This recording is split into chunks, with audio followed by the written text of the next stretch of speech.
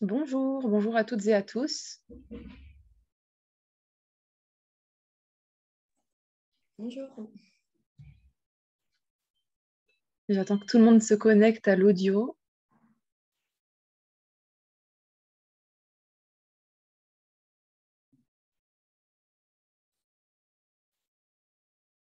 Bonjour Déborah, bonjour Nicolas, Gilles et Yann.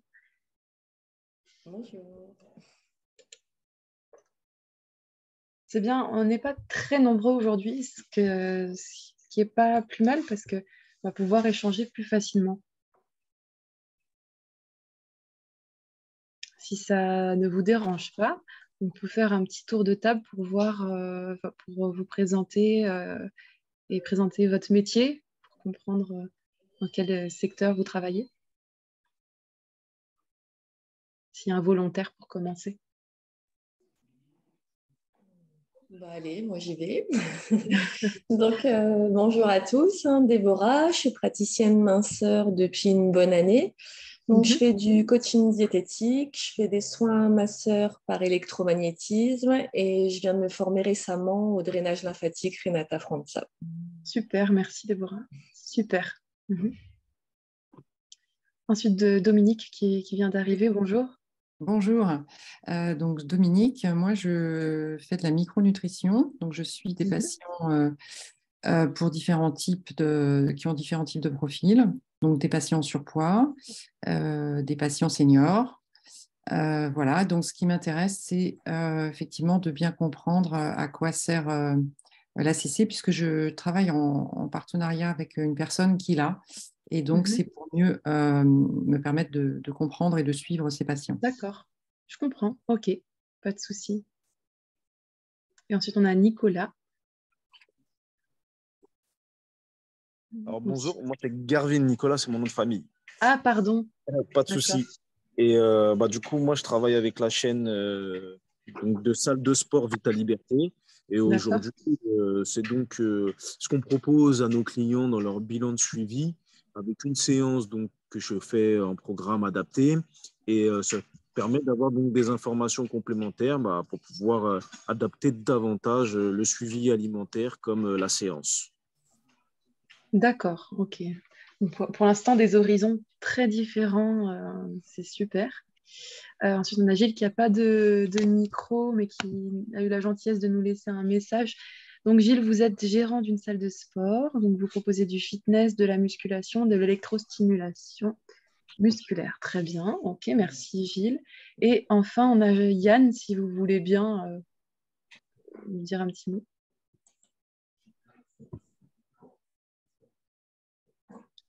Si vous avez un micro, bien entendu. Ah, pas de souci. Ok. Bon, en tout cas, merci pour vos présentations. Je vois que vous êtes vraiment tous d'horizon. Ok. Iron Body Fit. Donc, on a peut-être majoritairement du sport et après de l'esthétique et de la diététique. Très bien. Alors, je vais vous partager mon écran. J'espère que vous me dites, hein, normalement, je ne l'ai pas encore partagé. Voilà. Est-ce que vous voyez bien mon écran? Pas encore. C'est bon. Merci. Ok, donc je vais vous présenter le protocole de prise de mesure avec le rappel des indicateurs. Et comme on est peu aujourd'hui, ça ne me dérange pas, vous pouvez m'interrompre dès que vous avez une question. Comme ça, je vous réponds immédiatement. D'habitude, je fais la présentation et après, il y a une petite section réponse, mais on est tellement peu que je pense que ce ne sera pas gênant de m'interrompre. Enfin, après, si ça dérange personne aussi d'avoir ce format-là. Merci. Alors, donc, moi, c'est Johanna, vous êtes présentée. Moi, non, c'est vrai. Donc, je suis diététicienne, nutritionniste et formatrice à iBiody et je suis spécialisée dans la nutrition de l'activité physique et sportive. Donc, on revient sur la prise de mesure parce que la prise de mesure, c'est vraiment très important de bien la comprendre parce que si elle n'est pas respectée, la mesure sera faussée. Donc, c'est dommage de passer à côté de ça. Donc, pour bien prendre la mesure, il faut que le dos soit bien droit. Le dos, il doit être bien droit parce qu'en fait, si vous vous penchez en avant ou sur le côté, vous allez contracter la sangle abdominale. Ça ne va pas être une contraction extrême comme quand vous faites des crunchs, c'est certain, mais il y a quand même une contraction musculaire qui est là. Et donc, si le courant passe alors que la sangle abdominale est contractée, eh bien, on va venir surestimer la masse musculaire. Et si on surestime la masse musculaire, on surestime la masse grasse. On sous-estime la masse grasse, pardon. Donc, du coup, ça fausse les résultats, ce qui est quand même embêtant. Donc, pour éviter de se pencher, on demande de replier la jambe droite vers l'intérieur, parce que si vous ne pliez pas la jambe, vous allez vous pencher en avant. Vous allez être obligé de vous pencher. Donc là, ça vous évite de vous pencher en avant. Et le talon décollé du sol, comme ça vous évite de vous pencher sur le côté. Voilà, sous les malléoles, parce qu'il faut que ce soit toujours au même endroit. En bioimpédancemétrie, pour être précis, il faut que les électrodes soient toujours placées au même endroit. Et le repère visuel que nous, on donne, c'est les malléoles, en dessous des malléoles. Et donc, il faut bien humidifier la peau, cheville droite, pied droit, parce que la mesure se prend du côté droit, et les électrodes. À ce niveau-là, est-ce que tout le monde respecte bien la prise de mesure ou pas? Oui, mais moi, c'est vrai que quand je le faisais à des personnes, des fois, elles pouvaient avoir un peu de mal à bien attraper la cheville, donc elles se penchaient un peu. Donc, j'ai peut-être du coup un doute sur la contraction des abdos et je ne savais pas que ça pouvait avoir un impact. Ouais. Donc, maintenant, je le sais, je préciserais bien à être détendue, surtout, pas contractée. Oui. C'est une personne de petite taille?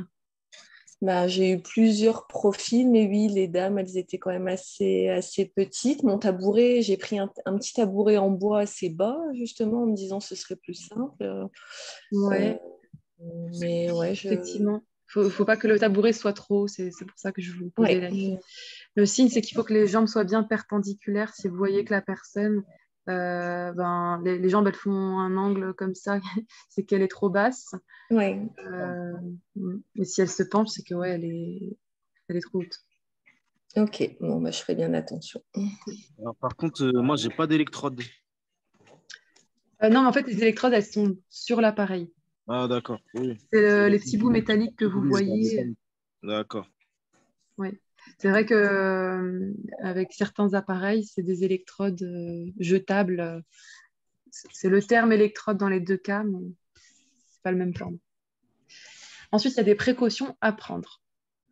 Donc, les impédances du corps, elles varient un petit peu tout au long de la journée. C'est pour ça qu'on conseille de prendre toujours les mesures dans les mêmes conditions. C'est vrai qu'idéalement, il faudrait que ce soit, il faudrait éviter après un repas, éviter après avoir bu du café ou du thé, parce que le café ou le thé, ça draine, ça déshydrate. On va éviter à des températures trop différentes, par exemple, surtout si vous êtes coach sportif, ou que si vous avez une salle de sport, si vous avez un extérieur, évitez de prendre la mesure des fois dedans, des fois dehors. Faut être dans des températures stables. Évitez après avoir bu une grande quantité d'alcool et chez les personnes qui suivent un traitement qui perturbe fortement l'homéostasie. Donc, ça c'est assez rare. En général, vous le savez. Mais on va essayer de prendre toujours dans les mêmes conditions. Donc, si la personne elle a tendance à toujours prendre la mesure après son repas, bon, c'est pas idéal, mais au moins elle sera toujours dans le même contexte. Dans ce cas-là, c'est moins grave que si avant vous avez pris un rendez-vous à 8h et après à 14h, là, c'est un peu plus gênant. Ensuite, donc, idéalement, il faudrait prendre la mesure au même moment. Donc, on n'est pas à l'heure près. Donc, si c'est 8h et que la fois d'après, vous faites 11h, c'est pas gênant. Par contre, évitez de faire des extrêmes comme un rendez-vous à 8h et un rendez-vous à 18h la fois d'après, parce que là, on peut voir des grosses différences. Sans contact métal contre peau, donc il faut demander aux personnes de retirer les bijoux du côté droit.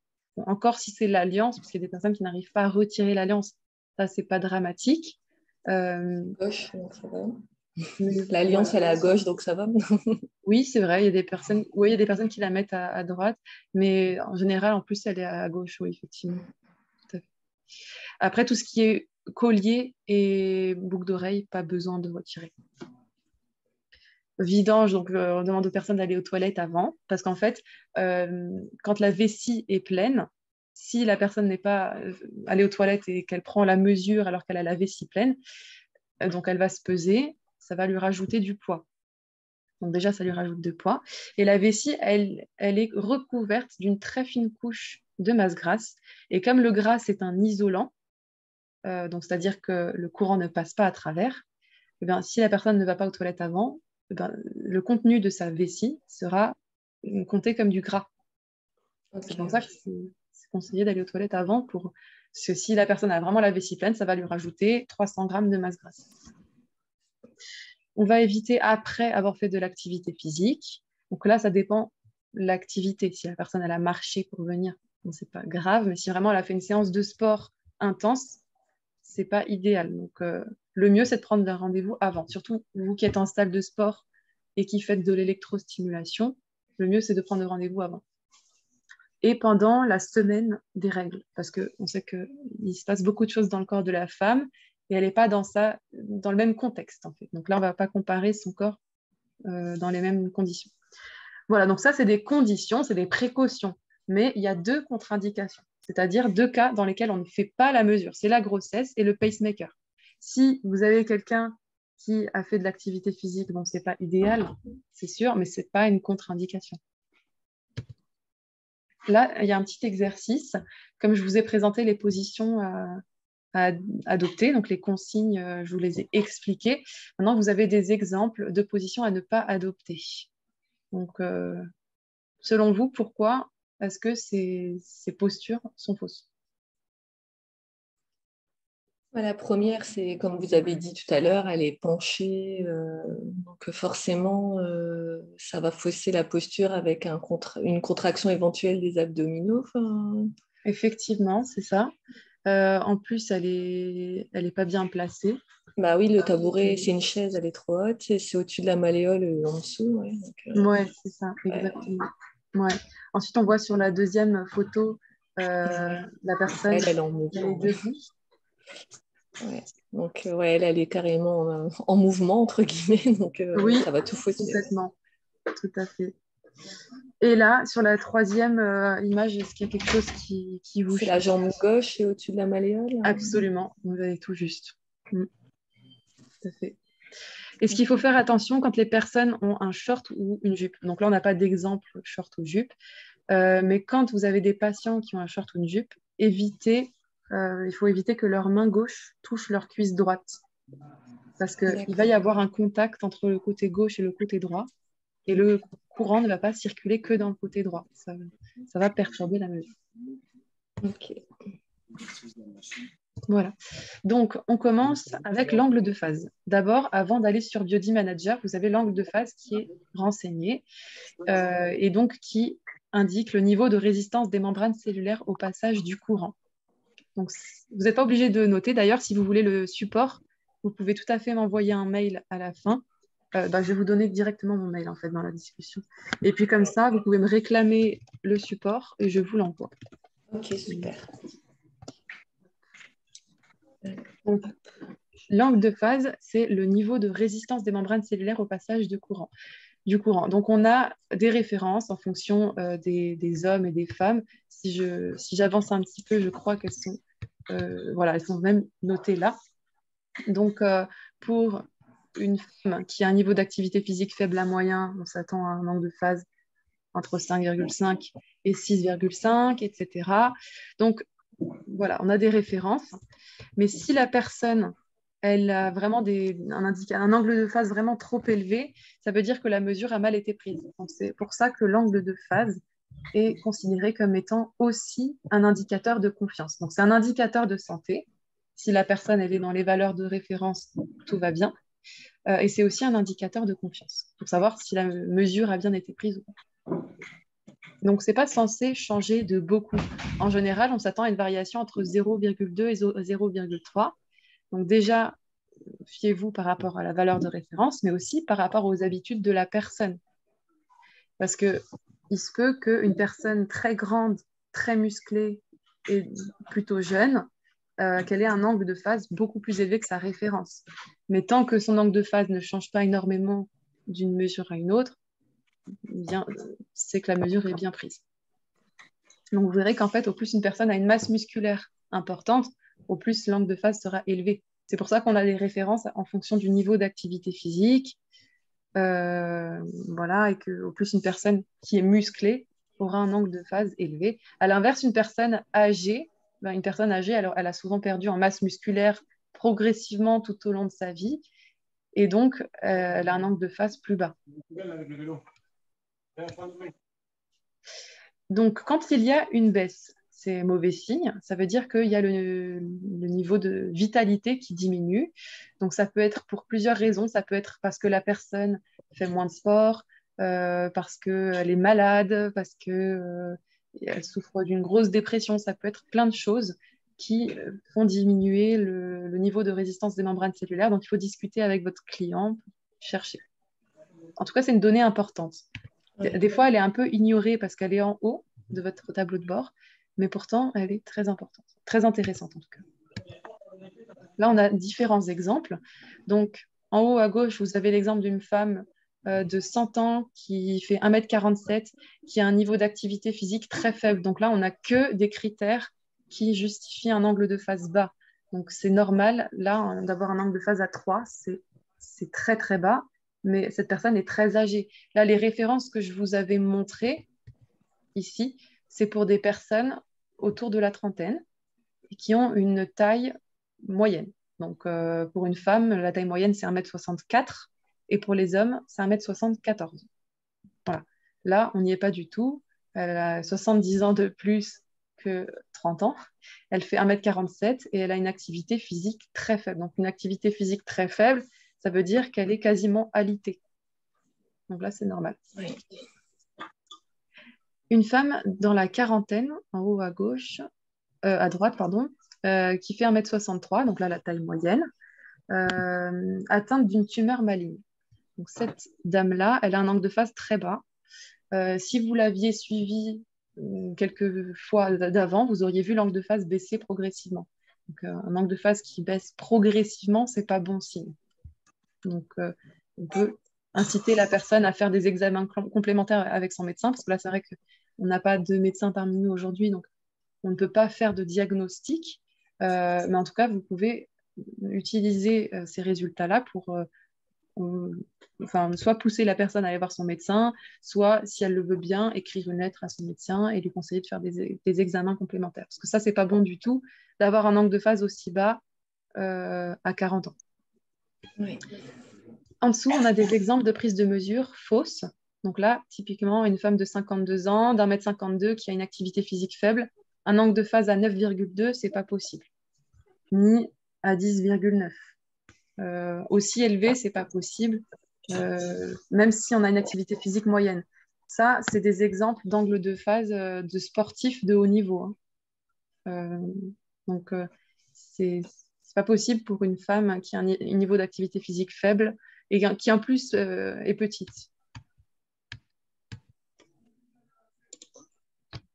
Donc ensuite, on a le tableau de bord. Le tableau de bord que vous retrouvez dès que vous venez de prendre une mesure et que vous consultez les résultats sur Biody Manager. En haut, vous avez les écarts théoriques principaux, les principaux qui intéressent vos clients.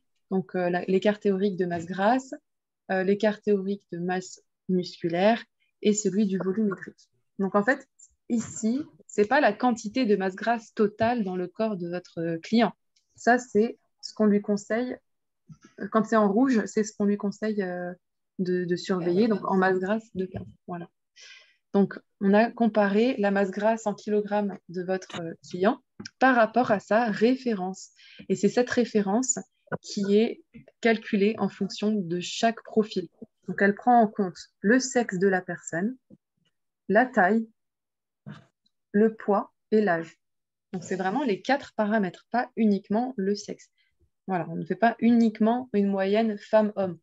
Je peux vous donner des moyennes femmes-hommes pour la masse grasse pour avoir une idée, mais le mieux, c'est de vraiment prendre en compte aussi la taille, le poids aussi. Le poids, on a tendance à l'oublier parce que forcément, si la personne elle change de poids, on va lui calculer une autre proportion de masse grasse recommandée. Voilà.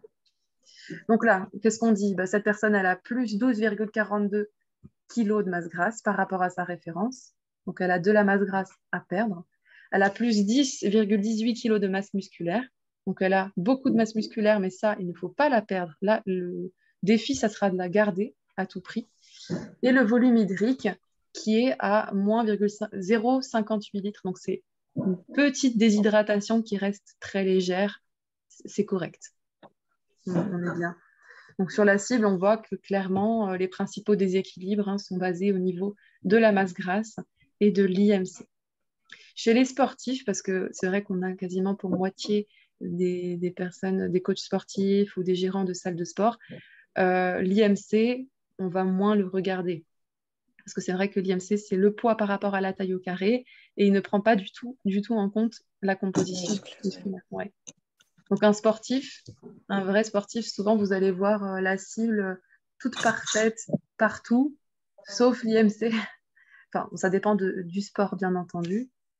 Moi, j'ai un très mauvais IMC. Ah oui? Et vous faites quoi comme sport? Moi, je suis dans le calisthenics, donc tout ce qui est au poids de corps, Ouais. que ce soit du running, de la natation, du trail, de l'escalade, de la muscu au poids de corps. Ah oui, d'accord. Donc, Oui, donc je là, suis vous pas n'êtes pas... ouais.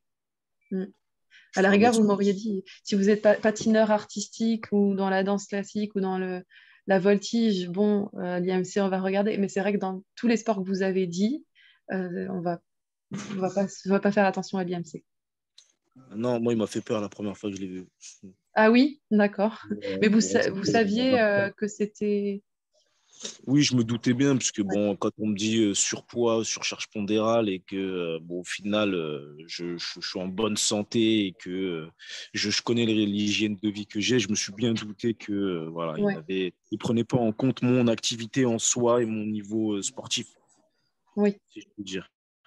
oui, c'est ça, effectivement. J'étais à Il- 24,6, je crois, ou quelque chose comme ça.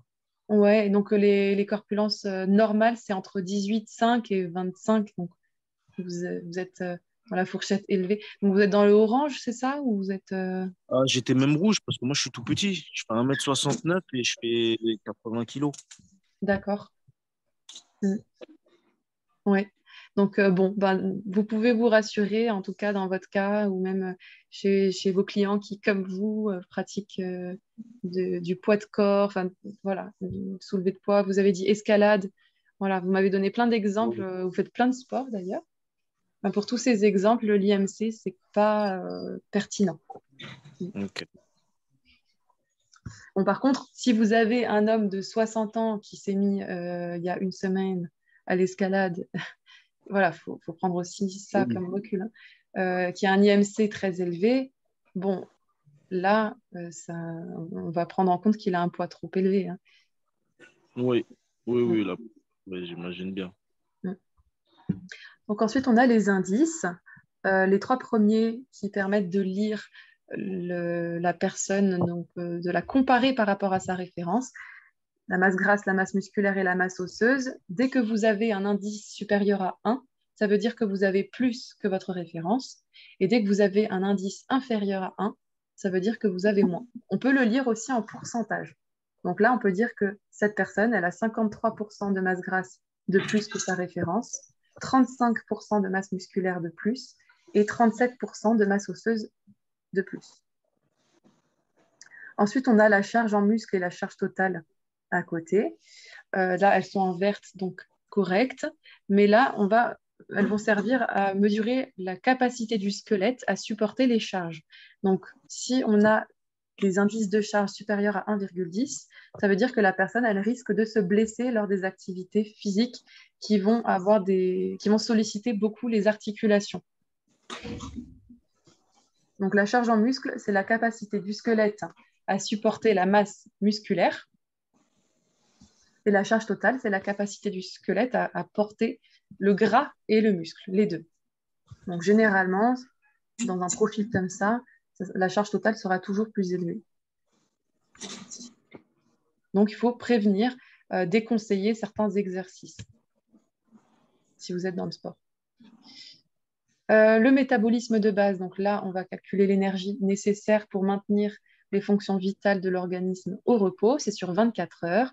Nous, on utilise la formule Harris et Bénédicte, mais on l'a juste réajustée parce que cette formule Harris et Bénédicte, elle prend en compte le poids, la taille, le sexe, mais elle ne prend pas en compte la composition corporelle. Nous, on a fait en sorte qu'elle prenne en compte la masse maigre. Donc, au plus vous aurez une masse maigre importante, au plus vous allez brûler de calories au repos. Okay.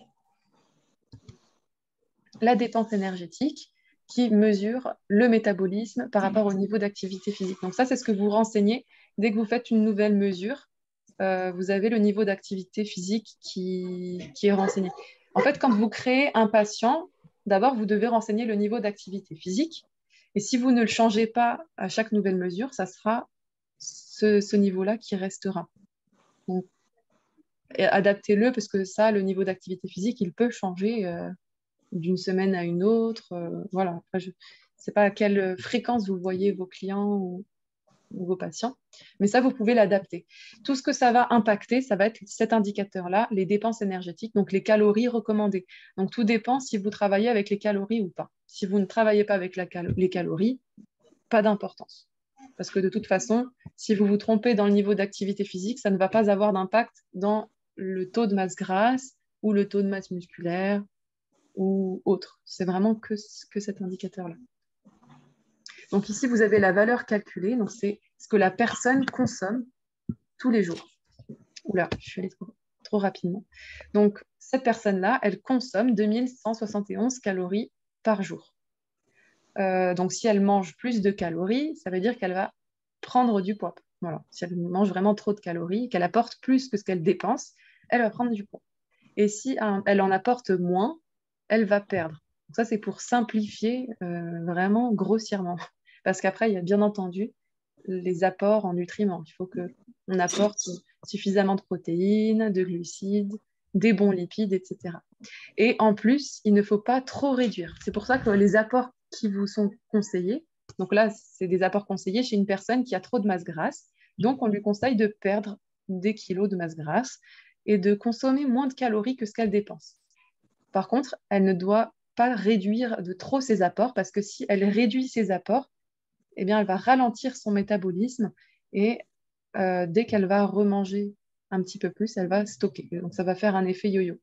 Donc là, les apports conseillés, c'est entre moins 5 et moins 20%. Si vous voulez faire le calcul plus tard, vous verrez, moins 5% de 2171 calories, ben ça nous donne 2062 calories en fait. Et quand on retire moins 20%, quand on retire 20% à 2171 calories, on obtient 1737 calories.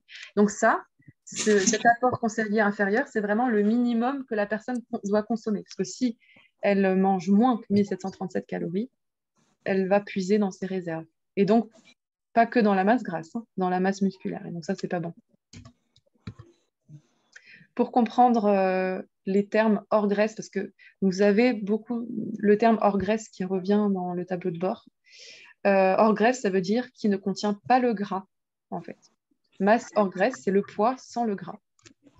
Et comme je vous disais au début par rapport à la vessie, le gras, c'est un isolant qui ne peut pas être traversé par le courant. Donc en fait, pour obtenir la masse grasse, on fait un calcul de déduction.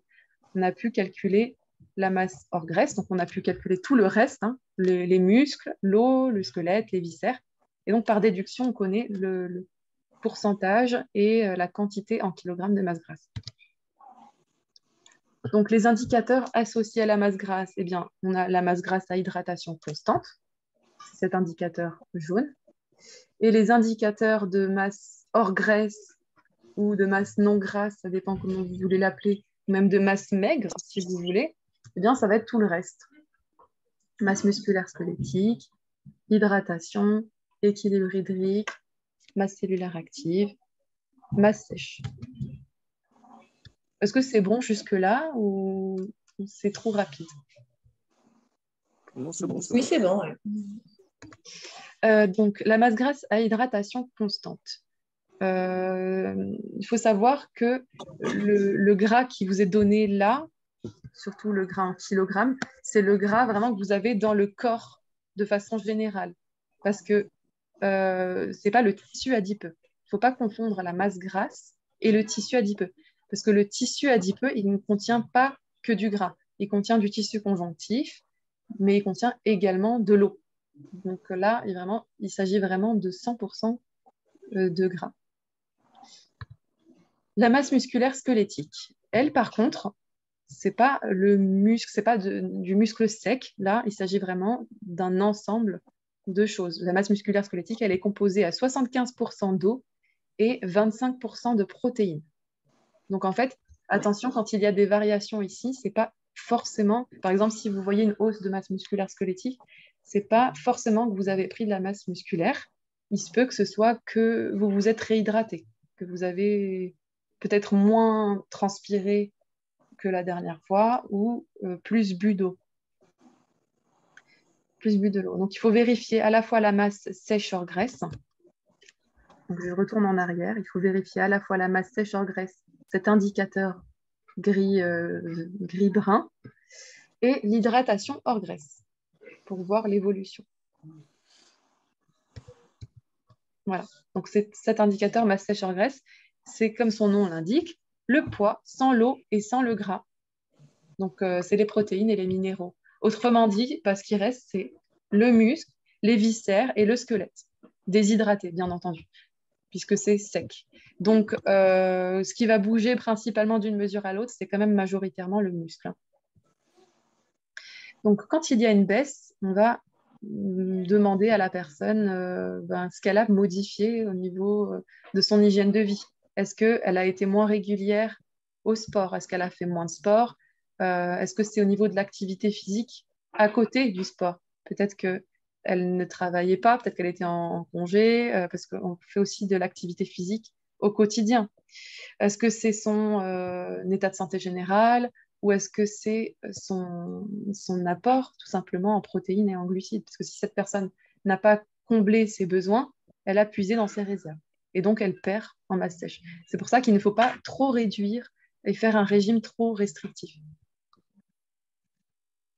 La masse cellulaire active, ça c'est un indicateur qui est très intéressant et qui pourtant il est un petit peu boudé ou un petit peu ignoré. En fait, ça représente l'ensemble des cellules actives du corps. Et donc dedans, on a des protéines métaboliques, on a des minéraux intracellulaires, de l'ADN, du glycogène. Donc ça, c'est ce que vous avez dans le BCM. BCM, ça veut dire Body Cell Mass. Et vous avez une deuxième jauge qui vous renseigne du niveau d'hydratation des cellules. ICW, ça veut dire Intracellular Water, donc eau intracellulaire. Donc, ça vous permet de voir si la personne, elle consomme assez de protéines, si elle boit assez, en fait. Donc, s'il y a une baisse, ça veut dire que la personne, elle ne mange pas assez équilibré ou qu'il y a eu un déséquilibre hydrique. Dans ce cas-là, on va voir plus tard dans l'indicateur équilibre hydrique pourquoi elle a perdu de l'eau intracellulaire. Donc, il faut chercher la cause et l'origine, les deux. L'hydratation hors graisse. Donc, l'hydratation hors graisse, c'est l'eau totale du corps à laquelle on a retiré l'eau du gras. Tout à l'heure, quand on était sur l'indicateur masse grasse, je vous expliquais qu'il s'agit vraiment du gras et pas du tissu adipeux, puisque dans le tissu adipeux, on a de l'eau. On a environ 15% d'eau. Et là, dans cet indicateur hydratation hors graisse, on a enlevé l'eau du tissu adipeux parce que l'eau qui est la plus intéressante à évaluer et qui bouge le plus tout au long de la journée, c'est l'eau dans la masse maigre, en fait, dans le tissu non gras. L'eau qui est dans le tissu adipeux, en théorie, elle ne bouge pas beaucoup, bouge très très peu tout au long de la journée. Là, la valeur de référence, elle est de 72,2%. Par contre, attention, chez les personnes qui ont une masse grasse supérieure à 30% de masse grasse, dès que vous avez un taux de masse grasse supérieur à 30%, le tissu adipeux se déshydrate. Donc, en fait, on n'a plus 15%, on a moins. On a 14, 13, de moins en moins, au plus la personne va dépasser les 30%. Donc, dans ce cas-là, l'hydratation hors graisse va sous-estimer l'état d'hydratation de ces personnes. Donc, il faudra vous fier à un autre indicateur. Il faudra vous fier au taux d'hydratation de la masse hors graisse. Dans ce cas-là, il faut cliquer sur historique. Vous cliquez là. Et quand vous cliquez sur historique, celui-ci, de cette tuile-là, parce que vous avez des historiques partout, hein, vous avez cette page qui s'affiche avec la courbe hydratation hors graisse et la courbe du taux d'hydratation de la masse hors graisse. Donc, il ne faut pas confondre les deux parce que les termes se ressemblent, mais ce n'est pas du tout les mêmes formules de calcul.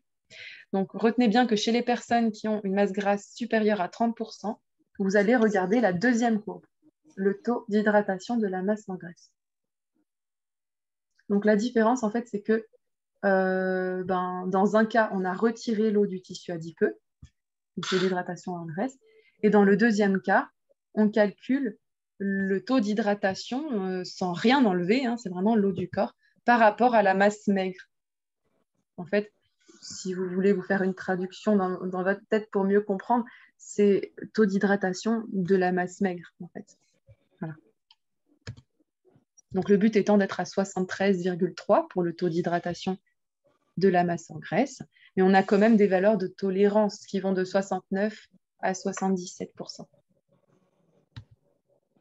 L'équilibre hydrique. Donc, l'équilibre hydrique, j'en ai un petit peu parlé quand on était sur la masse cellulaire active, parce que dans la masse cellulaire active, rappelez-vous, il y avait deux jauges. Il y avait la jauge BCM et il y avait la jauge ICW. Donc, ICW, qui veut dire intracellular water. Au revoir, messieurs, dames. Ah, je crois que ce n'était pas à moi que vous êtes adressé. Oui, pardon, désolé. Pas de souci. Et donc, l'eau intracellulaire, c'est une eau qui est riche en potassium. Et l'eau extracellulaire, une eau qui est riche en sodium. Donc, en fait, c'est l'équilibre sodium-potassium, cette tuile-là. Et c'est seulement pour ces deux-là ou ça concerne tous les micronutriments? Non, uniquement pour le sodium et le potassium. Ok. Effectivement. Et pourquoi Donc, particulièrement ces deux-là? Eh bien, parce que c'est cet équilibre-là qui régule l'entrée dans le milieu intracellulaire et la sortie dans le milieu extracellulaire. D'accord. Donc, l'eau extracellulaire, c'est une eau qui est riche en sodium. Donc là, dans cet exemple-là, bon, la personne est quasiment parfaite, mais on peut dire qu'il lui manque un tout petit peu de sodium pour vraiment faire un commentaire. Mais sinon, si vous avez quelqu'un qui est comme ça, qu'il reste comme ça, parce que c'est très bien. Mais forcément, dès qu'il manque quelque chose dans l'eau extracellulaire, on a un excès dans l'autre. Donc là, il faut chercher. Si vraiment on avait un écart de 3%, là, ça serait très inquiétant. Donc, il faudrait demander, est-ce que la personne, elle consomme assez de sodium? Est-ce qu'elle elle a des problèmes hormonaux? Ça peut être un problème hormonal. Ou est-ce qu'elle a des traitements médicamenteux? Il peut y avoir plusieurs causes. Donc là, on a toutes les causes qui sont énumérées. Donc la première, ça peut être de la déshydratation, tout simplement. Une déshydratation d'une personne qui se serait brûlée, qui aurait été malade, parce que les pertes, ce n'est pas uniquement dans les urines, les pertes hydriques, on en perd de partout. Déjà, on transpire, mais ça peut être aussi au travers de vomissements, de diarrhée ou d'une utilisation excessive de diurétiques.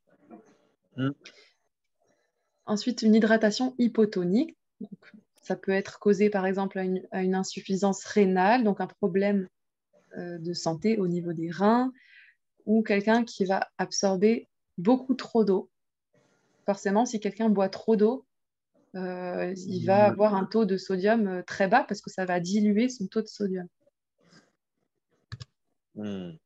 Des œdèmes, donc quelqu'un qui va accumuler de l'eau dans son espace interstitiel, donc des œdèmes, des gonflements, eh bien, ça se verra sur le milieu extracellulaire. La cellulite aussi, hein, c'est pas noté là, mais ça se voit sur le milieu extracellulaire. Le surpoids, donc attention, le surpoids, il va un peu fausser l'équilibre hydrique, puisqu'en fait, dans l'eau qu'il y a dans le tissu adipeux, on a majoritairement de l'eau extracellulaire. Donc, si vous avez quelqu'un qui a beaucoup de poids, il va avoir forcément un petit excès d'eau extracellulaire. Et forcément, enfin, l'excès de sel dans l'alimentation, parce que le sel impacte l'équilibre sodium-potassium, forcément. Les hormones, hein, donc il y a des problèmes, des variations hormonales de tout type, donc les règles. C'est aussi une des raisons pour lesquelles on déconseille la prise de mesure pendant les règles, parce que ça va perturber l'équilibre hydrique. certaines pilules contraceptives, voilà, l'immobilité prolongée, certains médicaments. Une petite étude de cas. Donc là, on a Madame D qui a 34 ans. Elle mesure 1,60 m. Avant, elle pesait 72,1 kg. Donc là, dans son cas, Madame D, ce n'est pas une sportive de haut niveau. Donc on peut prendre en compte l'IMC. Elle a un IMC de 28,16 kg par mètre carré. Et elle a perdu du poids. Elle pèse 69 kg et elle est arrivée à un IMC de 26,95. On pourrait se dire, en regardant le poids et l'IMC, que c'est bien, mais avec la bioimpédancemétrie, on veut analyser davantage pour voir si c'était vraiment une bonne perte de poids ou pas. Donc, avant le rééquilibrage alimentaire, voici sa cible. Donc, on voit qu'elle avait une masse grasse très importante, un IMC dans le orange et une hydratation dans le orange. Mais attention, parce que la cible, elle utilise l'hydratation hors graisse. Et donc, cette personne-là, vous vous souvenez qu'il faut regarder le taux d'hydratation de la masse hors graisse. Donc, ici, on va pas s'avancer sur l'hydratation chez elle. On regardera plus tard, est-ce qu'elle manque vraiment d'eau ou est-ce que cet indicateur il est faussé par rapport à sa forte proportion de masse grasse. On voit aussi que la charge totale est un peu élevée. Donc, si Madame D n'avait jamais fait de sport avant, on ne va pas lui conseiller de se mettre tout de suite à la course à pied. On va lui conseiller de faire quelque chose de plus doux, par exemple de l'aquagym au niveau des articulations. C'est un exemple. En 3 mois, on voit une perte de poids, donc de 3 kg. Et là, en fait, on s'aperçoit que c'est une bonne perte de poids parce qu'elle a quand même perdu majoritairement de la masse grasse, 2 kg, un petit peu de masse sèche, donc ça, c'est moins bien, et un peu d'eau. Ça aussi, c'est pas terrible. Donc, elle a perdu 3 kg, mais c'est pas 100% de gras. C'est pas idéal, mais bon, c'est pas trop mal. Ça aurait pu être pire, donc c'est qu'elle a quand même mangé assez équilibré. Donc, quand on regarde l'évolution de la masse grasse, quand vous cliquez dans l'onglet historique, vous avez accès à la masse grasse brute en kilogrammes. Tandis que quand vous êtes sur votre tableau de bord, elle vous est donnée en pourcentage. C'est intéressant de suivre en kilogrammes parce que si la personne, elle perd du poids, mais qu'elle ne perd pas à 100% de la masse grasse, le pourcentage, il ne va pas beaucoup changer. Vous voyez, dans son cas, elle est passée de 33,9 à 32,6. Bon, c'est sûr que c'est plus bas, mais ce n'est pas non plus une différence énormissime. Alors que quand on regarde la courbe en kilogrammes, on voit qu'elle a bien perdu 2 kilos. Quand on regarde l'évolution de la masse musculaire squelettique, on voit qu'elle a perdu de la masse musculaire squelettique. Pas tant que ça, mais un petit peu, puisqu'en fait, elle a perdu à la fois de la masse sèche et à la fois de l'eau. Donc finalement, elle a perdu les deux choses qui sont contenues dans la masse musculaire squelettique. Voilà, la masse sèche, elle a diminué. À surveiller. Hein. L'évolution du volume hydrique. Donc là, on voit qu'elle a perdu de l'eau depuis le début, quand on a regardé l'historique. Mais en fait, quand on regarde cet indicateur-là, on voit qu'elle a gagné en eau, puisqu'en fait, elle était passée de 33,9% de masse grasse à 32,68%. Donc, je vous avais dit, à partir de 30% de masse grasse, le tissu adipeux se déshydrate. À l'inverse, si la personne, elle perd du poids et qu'elle se rapproche des 30%, son tissu adipeux va se réhydrater. Donc, en fait, ici, vous voyez bien que ça s'est amélioré sans qu'elle fasse beaucoup d'efforts au niveau du volume hydrique, parce que c'était faussé par rapport à sa masse grasse. Et là, en dessous, on a le taux d'hydratation de la masse hors graisse, c'est ce fameux indicateur qu'il faut regarder.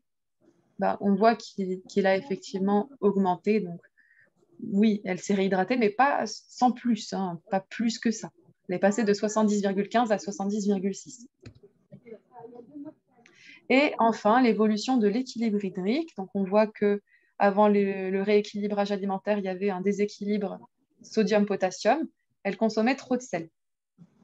Mais en fait, c'était aussi trop élevé parce qu'elle avait une masse grasse élevée. Et donc, son tissu adipeux perturbait cet indicateur. Donc là, ça s'est rééquilibré. Donc, qu'est-ce qu'on peut dire en synthèse? On peut dire que Madame D, elle a perdu de la masse grasse, mais elle a quand même perdu en masse musculaire. Elle a amélioré son hydratation. Et on a pu l'orienter aussi vers une activité physique plus importante et plus adaptée à elle. Voilà. Est-ce que vous avez des questions? Non, c'est tout bon. Merci. Tout est clair. Ah, parfait. Oui, Si, du j'avais coup, posé une question pardon, au départ sur les valeurs de référence. Je voulais Ah, savoir, pardon. oui, bon, par écrit, hein. Je voulais savoir si les valeurs de référence, quelle était la population de référence? Est-ce que c'est une population française? Est-ce que c'est une population européenne? Et est-ce qu'on tient compte aussi, c'est-à-dire est-ce qu'il y a une représentativité par rapport à des morphologies, tout type de morphologie, c'est-à-dire à la fois des gens qui ont des squelettes plutôt importants et puis des gens qui ont des squelettes plutôt fins, puisque la morphologie, voilà, elle peut être très, très variable. Alors, c'est vrai qu'il y a plusieurs questions. Donc, pour répondre à la première, par rapport aux références, votre question, elle vous est venue quand on était sur la cible, c'est ça? Oui, Au niveau des écarts vous avez théoriques? parlé des références et des Mhm. indicateurs par rapport aux références. Oui. Ouais. En fait, ces références qui sont personnalisées, elles se basent sur plusieurs études. Donc, on n'a pas une étude à vous donner, donc pas une nationalité, enfin une origine. Il y a vraiment plusieurs études. Donc, vraiment sur l'âge, la taille, le poids et le sexe, Mhm. sur ces quatre valeurs. Et comme il y a plusieurs études, on n'a pas vraiment d'origine à vous donner. Il y en a vraiment plusieurs. D'accord, mais c'est Ensuite, plutôt européen ou plutôt mondial? mondial. Mondial, Mondial. d'accord, ok, Oui. d'accord. Et ensuite, par rapport à la morphologie, c'est vrai qu'avec la bioimpédance-métrie, on ne peut pas prendre en compte la morphologie. On fait une moyenne sur le corps de façon générale. Donc, on calcule, si vous voulez, la résistance du corps. On a des fréquences de différentes forces pour vulgariser les choses. Et on fait une moyenne sur le corps. Mais on ne peut pas savoir à quel endroit il y a plus de masse grasse ou non. Donc en fait, ça sera à vous, si vous voyez par exemple qu'une personne elle a un tour de taille très important, il faudra être un peu plus sévère avec elle que si elle a une masse grasse très bien répartie uniformément sur tout le corps. Parce que c'est vrai que le tour de taille, c'est plus une zone à risque que les bras et les jambes par exemple, ou que les hanches. Donc, les personnes qui ont tendance à stocker le gras au niveau du ventre, donnez-leur un objectif encore plus ambitieux que ce qui a écrit sur la cible. D'accord. du coup, c'est quoi? C'est forcément de la graisse viscérale ou rien à voir? Quand on a un tour de taille trop élevé, Oui, pardon, vous avez dit oui, c'est oui, ça? oui, oui. Oui. Oui. Donc, oui, quand on a un tour de taille vraiment trop élevé, c'est forcément de la graisse. Maintenant, viscérale, ça dépend. Il faut voir si vous arrivez à pincer la peau, c'est qu'il y a aussi de la graisse sous-cutanée. Mais si c'est dur, c'est que c'est de la graisse qui est derrière le muscle, donc de la graisse viscérale. D'accord. Après, ouais, non, vous avez des références de tour de taille. Donc, si la personne elle est au-dessus de ces références, c'est qu'elle a vraiment un risque pour la santé. Donc, pour les femmes, c'est maximum 88 cm de tour de taille. Et pour les hommes, c'est 102 cm. Peu importe la taille? La hauteur, vous voulez dire? Oui, oui, en termes de centimètres. Oui, oui, oui, quand même. Après, c'est sûr que c'est une bonne question que vous posez, puisque un homme qui a un tour de taille de 102 cm qui fait 1,50 m, c'est beaucoup plus dangereux que s'il fait, il fait 2 mètres. C'est sûr. Ouais. Il y a des références aussi, enfin des calculs, des équations qui existent pour mettre en corrélation le tour de taille avec la hauteur. Parce que Ok. c'est vrai que ça peut avoir un rapport. On va être effectivement encore plus sévère chez quelqu'un qui a un tour de taille important et qui est de petite taille que quelqu'un qui est très grand, c'est sûr. Ok. Est-ce que vous pouvez repréciser par rapport au déséquilibre intracellulaire, extracellulaire, à Oui. partir de quand on peut considérer que les valeurs s'écartent de manière voilà, notable de l'équilibre, quoi? Oui. Alors, quand vous êtes dans la zone verte foncée, ce sera plus ou moins 2%. D'accord. entre 2 et 3%, vous serez dans la zone verte claire. Mais au-delà d'un écart théorique de 3%, vous allez être dans la zone orange. D'accord. Donc, bon, le mieux, c'est d'être dans la zone verte tout court, verte foncée ou verte claire, mais le top du top, c'est la zone verte foncée. Donc, si vous avez quelqu'un qui a un écart théorique de 1%, c'est pas idéal, hein, c'est sûr, mais c'est pas inquiétant. D'accord, merci. Et du coup, où est-ce que après je récupère tous les résultats? Comment ça, les résultats Bah, parce qu'une fois que là, j'ai pris les mesures donc avec le petit appareil, où est-ce qu'après je les retrouve, toutes ces mesures? Sur le site Biody Manager. Ah, il faut que j'aille sur le site. Oui, donc là, vous avez un appareil, vous synchronisez les mesures avec Biody Connect, l'application. Ah, bah ça déjà, je ne l'ai pas. On va Ah, commencer par ça. mais vous avez l'appareil depuis combien de temps? Bah, je sais pas, ça fait un moment qu'ils l'ont. Moi, je viens d'arriver dans la salle il y a seulement 2 mois, 1 mois et demi. Ah, d'accord. Oui, oui, ok. Euh, Oui, en fait, il faut effectivement, pour synchroniser, il vous faut l'application. D'accord. Allez. L'application Biody Connect. Et normalement, vous trouvez le lien de téléchargement de l'application quand vous allez vous connecter sur le site Biody Manager. Ça vous parle ou pas? Non plus. Alors, je vais vous montrer. Je vais vous montrer tout ça. Hop. Je me connecte et puis je vous partage. Parce que là, vous voyez normalement que mon PowerPoint. Donc, Oui. je vous partage. Tac.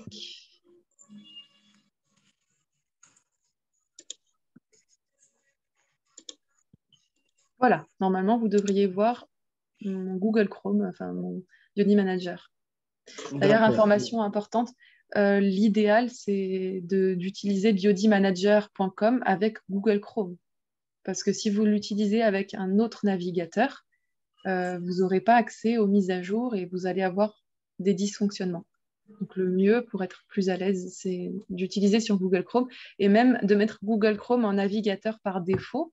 Parce que quand vous allez synchroniser la mesure sur Biody Connect et que vous allez accéder à Biody Manager, il faut que ça vous ouvre immédiatement Google Chrome. C'est le plus simple. Donc là, on est sur Biody Manager. Si vous avez un appareil et une licence, vous avez forcément un compte Biody Manager. Hein. Donc, votre salle de sport en a forcément une. Il faut qu'elle vous la donne. Ensuite, vous allez dans Application de synchronisation au milieu. Vous cliquez sur Télécharger. Et bon, après, ça dépend. Je l'ai téléchargé dans l'application. Ah, ok. Après, ça dépend depuis combien de temps ils ont l'appareil. Parce que si c'est un appareil très ancien, c'est l'application Biody Manager. Mais s'il est récent, normalement, comment c'est je peux savoir ça, s'il est récent ou vieux? Ben, ça, le mieux, ce serait de demander soit au support technique. Après, un autre indice, mais après, je ne suis pas sûre que ce soit valable, c'est pour ça que je vous conseille de vous adresser au support technique, ce serait qu'il clignote. Est-ce que quand vous faites une mesure, vous avez la lumière? Parce que sur les anciens modèles, il n'y avait pas la lumière. En fait. Oui, j'ai une petite lumière sur le côté. Ouais. Bon, je pense que ce serait Biody Connect. Donc, essayez. Si ça marche avec Biody Connect, ben, c'est bon. Si ça ne marche pas, il faudra peut-être voir. Hein. Voilà. Donc là, il faudra voir sur quelle plateforme vous voulez l'installer. Vous pouvez l'installer sur le portable, sur tablette, ce que vous voulez. Hein. Vous téléchargez l'application. Et puis voilà. Très bien. Après, pour synchroniser une mesure, il faut suivre, les indications de la vidéo. Vous tapez spécification de prise de mesure eBiody dans YouTube. Et vous avez toutes les informations que je vous ai présentées. C'est aussi dans le support. Hein, donc, si vous voulez que je vous envoie le support, vous pouvez me le demander. Mais vous avez aussi une vidéo hein, qui vous présente toutes ces conditions. Donc, d'abord, il faut prendre la mesure et après synchroniser la mesure. Hein. Parce que je ne sais pas si d'autres qui sont présents aujourd'hui ont des problèmes techniques, tant qu'on y est. Mais Bah, pour le moment, moi, je ne pourrais pas vous le dire. Oui, puisque vous n'avez pas encore pu essayer, comme vous n'aviez Non. pas Beauty Connect. Ok. Est-ce que vous avez d'autres questions? Voilà, tout de suite dans l'immédiat, non. Après, si toutefois j'en ai qui viennent, je peux vous envoyer un mail. Oui, tout à fait. Donc là, je vous ai mis mon mail dans la discussion. Parfait. Alors, je vois, c'est vrai qu'il y a eu pas mal de messages dans la discussion. Est-ce que, bon, Dominique, vous me l'avez posé à voix haute. Les valeurs de référence tiennent compte de la morphologie? Non. L'importance du squelette? Non plus. Alors, par contre, pour le contenu, enfin, pour l'indice masse osseuse, là, oui, bien sûr, on va évaluer la quantité ou la masse osseuse de la personne par rapport à la masse osseuse de sa référence. Voilà. Les valeurs, c'est des valeurs mondiales, hein, effectivement. Et on a des personnes qui ont dû partir. Ouais. Bon, très bien. C'est vrai qu'il y a des personnes qui nous ont rejoints aussi pendant le webinaire, donc malheureusement, qui n'ont pas pu se présenter. Mais bon, là, comme on est arrivé à la fin, je ne sais pas si vous avez des questions. Sinon, Là, c'est bon. Oui, bonjour. Bonjour. Bonjour, oui. J'ai une question concernant l'équilibre hydrique. Oui, allez-y. Puisqu'on a vu que tout à l'heure, quand on avait une valeur supérieure, en fait, c'est que la personne consommait trop de sel dans son alimentation. Potentiellement, parce qu'il y a plusieurs causes, comme on a vu à la fin, mais effectivement, ça peut être ça. OK. Et à l'inverse, si la valeur est inférieure? Si il n'y a pas assez d'eau extracellulaire, Ouais. ça peut être que si on regarde d'un point de vue purement nutritionnel, ça peut être que la personne n'a pas mangé assez de sodium. Et ça arrive assez souvent qu'il y ait des personnes qui ont tendance à exclure le sel à tout prix, ce qui n'est pas forcément recommandé. OK. Ou alors, donc ça peut être une insuffisance de sodium ou un excès de potassium. C'est vraiment l'équilibre entre les deux, hein. Par exemple, là, on a un exemple de quelqu'un qui a un tout petit peu trop de potassium. Bon, voilà. En général, c'est plutôt une insuffisance de sodium qu'un excès de potassium quand même. D'accord. Et les excès d'eau extracellulaire, ça peut être non seulement un excès de sodium, mais en plus une insuffisance de potassium. Ça peut être les deux. Quelqu'un qui ne mange pas assez de potassium, c'est-à-dire quelqu'un qui ne mange pas assez de fruits et légumes, de céréales complètes, de tout ce qui contient du potassium. Du potassium. D'accord. Merci. Je vous en prie. Voilà, bon, bah, si on est arrivé à la fin des questions, je pense vous laisser et vous souhaiter de passer une excellente journée. Merci, vous aussi. Je vous en prie. J'arrête le partage d'écran, mais je reste 5 minutes si jamais une personne a encore des questions. Ouais, j'essaie de retrouver le mail avec les codes. Ah, d'accord. Merci. Juste une petite question, pour peut-être une autre séance.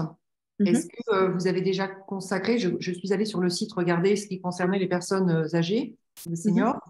Il y avait une vidéo, mais c'était en espagnol. Pas évident. Donc, si jamais vous avez quelque chose, une prochaine étude de cas sur les seniors, ça m'intéresse. Et du coup, je vous ai envoyé mon mail, comme ça, vous pourrez éventuellement directement me contacter, parce que là, c'est un coach qui m'a transmis pour la formation. C'est lui qui m'a transmis l'info. Voilà. Parce qu'après, là, je ne pense pas avoir de webinaire à chercher au niveau des personnes âgées. Dans tous les cas, l'idéal pour le suivi des personnes âgées, le mieux, c'est d'avoir le Biodi Expert. Vous avez le Biodi Coach ou le Biodi Expert? Non, moi, je n'ai pas. C'est un... Je travaille avec un coach qui l'a. Voilà. Le Biodi, je crois qu'il a le... Je pense qu'il a le Biodi Expert, oui. Ah, d'accord, ok. Donc, oui, parce que ça serait dommage s'il avait un Biodi Coach, que je vous envoie un webinaire qui parle d'indicateurs que vous n'avez pas. mais si vous les avez, c'est parfait. Donc, je vais voir ce que je trouve. Et si je trouve quelque chose, je vous l'envoie. D'accord, merci beaucoup. Au revoir. Je vous en prie. Au revoir, bonne journée. Merci.